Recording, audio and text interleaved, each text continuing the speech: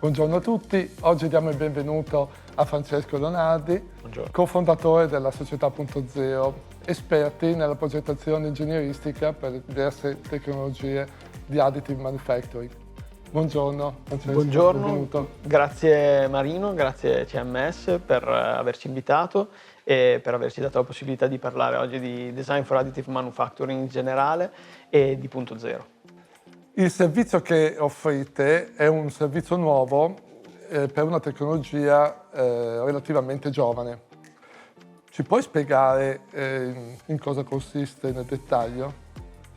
Sì, è vero, è un servizio nuovo in questo ambiente, nell'ambiente dell'additive manufacturing.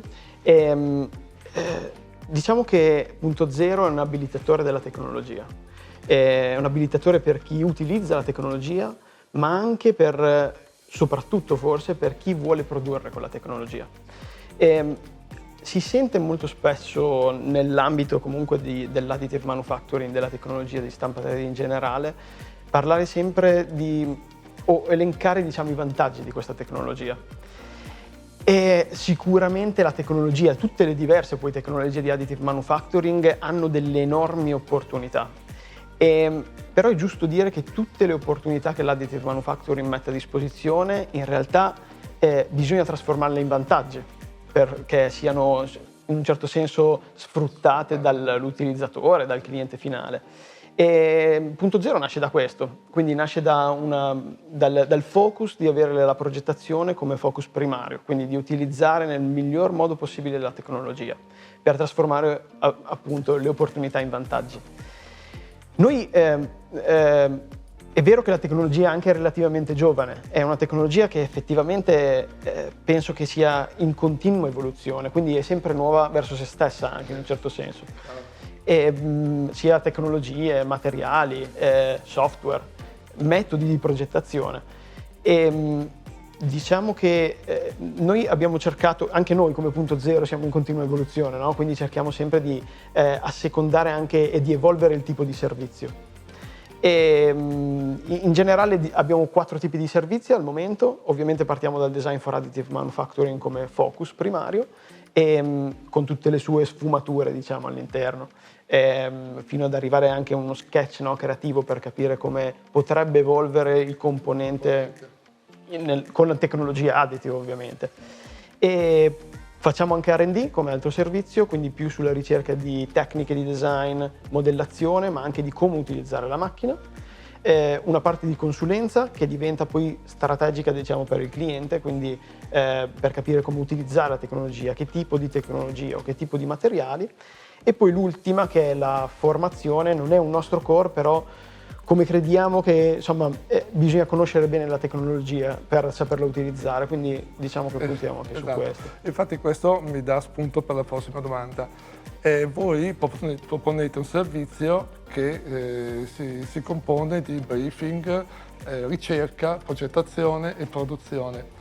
Si tratta quindi anche di capire inizialmente con il vostro interlocutore se l'additive è la soluzione giusta o se la tecnologia di additive che sta ricercando è la soluzione giusta per le sue applicazioni? Assolutamente sì. È verissimo, questo è sempre il primo passo che c'è da fare, insomma bisogna capire se effettivamente la tecnologia è la tecnologia giusta o se l'additive in generale, la stampa 3D in generale è la soluzione giusta per il cliente. Il briefing e la parte di ricerca sono effettivamente forse le due parti, le due step, diciamo, del nostro approccio, della parte di progettazione, che rispetto a una progettazione classica adesso acquisiscono più come dire, importanza in un certo senso. Bisogna avere delle basi ancora più solide adesso per progettare in additive manufacturing, per avere poi chiare quali sono le strade progettuali, quali sono i vincoli, quali sono le variabili da tenere in considerazione. Proprio per questo penso che anche le aziende o chi utilizza la tecnologia o chi, come dicevamo prima, vuole produrre quella tecnologia, Esatto. deve spenderci del tempo, e la parte forse un po' più pesante, dove c'è la ricerca, dove c'è capire e avere chiari quali sono gli obiettivi, ma anche capire quali sono le opportunità che si possono sfruttare. Quindi è un po' anche il nostro compito chiarire quali sono le opportunità. È anche una vostra missione. È una nostra missione, assolutamente. Sì. Sul vostro sito ho letto che utilizzate delle tecnologie molto spinte per la progettazione. Ci puoi spiegare in cosa consiste?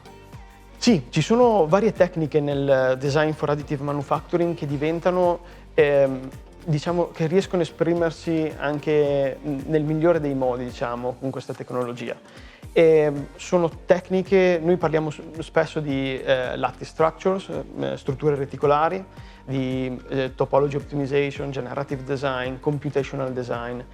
Siamo sempre focalizzati comunque a utilizzare le tecniche più avanzate, talvolta forse anche quelle un po' più on the edge, diciamo, per la progettazione. Noi spendiamo molto tempo nella ricerca e nell'aggiornamento di queste tecniche. Una cosa secondo noi molto importante però è quello che non si mette mai troppo in luce è il metodo anche, è la metodologia con cui si utilizzano queste tecniche. Quindi non bisogna solamente avere lo strumento per metterlo in pratica, ma bisogna avere una metodologia, capire come, quando. Un approccio corretto all'utilizzo. Un approccio corretto, esatto, esattamente. E questa fa parte anche della formazione poi degli interlocutori che avete, che vi richiedono il servizio. Sì, noi ci focalizziamo anche molto sulla ricerca di metodologie, cioè la creazione e la validazione anche di metodologie per il design. È vero anche che c'è un'altra tecnica che nell'additive un po' da tempo, forse magari più nel biomedicale, si è sentito comunque parlare, discutere negli eventi, che è un po' il biomimicry, no? Quello di vedere nella natura un'ispirazione o geometrie o meccanismi da poi ricopiare e mettere direttamente nel componente che si crea. Noi stiamo cercando di fare un po' in questa direzione, diciamo qua si sta più nella vision di punto zero, no? Capire quale sarà la direzione anche un po' futura. E per noi sicuramente la bioinspiration, quindi capire le geometrie, i meccanismi naturali, cercare di diffonderli insieme e poi di sfruttarli nella progettazione, sicuramente questa è la strada, sicuramente è necessario anche per sfruttare quell'opportunità che l'additive manufacturing, no? Si sente sempre dire design freedom, libertà di design. E questa la complessità, la libertà di design viene sfruttata solamente quando diventa un qualcosa di funzionale, quindi non è l'ispirazione naturale per un qualcosa di estetico. Certo. Quindi anche lavorare in co-design con i vostri interlocutori, con le aziende che chiedono il vostro servizio. Assolutamente sì. Noi non siamo ovviamente esperti in tutte i componenti, in tutte le progettazioni sia meccaniche che anche estetiche che ci chiedono talvolta, quindi è una parte fondamentale comunque lavorare e assistere anche il cliente da questo punto di vista. È un incontro tra l'esperienza sui software, sulla metodologia di progettazione con l'esperienza dei processi. Esattamente. E delle applicazioni. Esatto, questo è un po' il concetto di design for additive manufacturing in generale, a 360 gradi.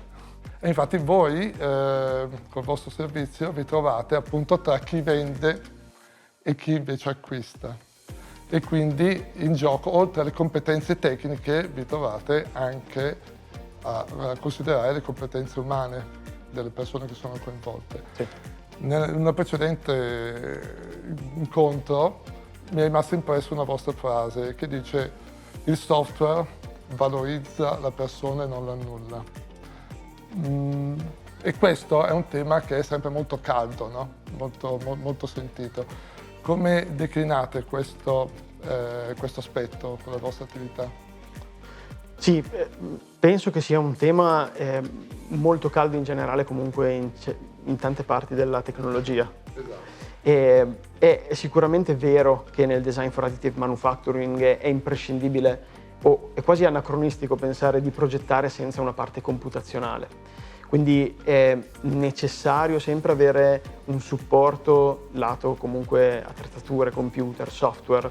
Tutti sono strumenti che però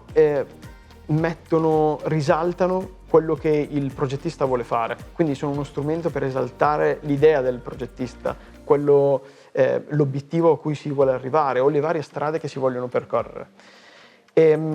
Siamo lontani da avere dei software che con il pulsante magico riescono a fare tutto. Perché penso che la progettazione è prendere decisioni, quindi una decisione dietro l'altra, ed è difficile cercare di automatizzare tutto il processo o di renderlo completamente autonomo. È verissimo che ci sono software che ci mettono a disposizione strumenti come intelligenza artificiale, dove in alcune parti del processo di iterazione, di progettazione per il design for additive manufacturing, insomma in generale, sono assolutamente necessari e utili perché ci permettono di avere una velocità di iterazione, una velocità dei loop iterativi, comunque di ottimizzazione. E la velocità nella progettazione per additive è assolutamente fondamentale, non solo per essere più efficienti, per essere più produttivi, ma anche per cercare di esplorare le più complicate strade possibili, no?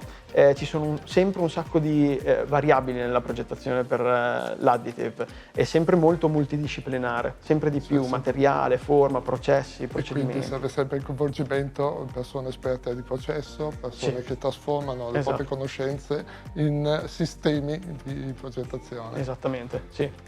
Bene. Grazie Francesco per la bella chiacchierata. Grazie e per a voi. aver approfondito questi temi molto interessanti. Grazie. Avremo modo di approfondire ulteriormente. Sicuramente. Grazie a tutti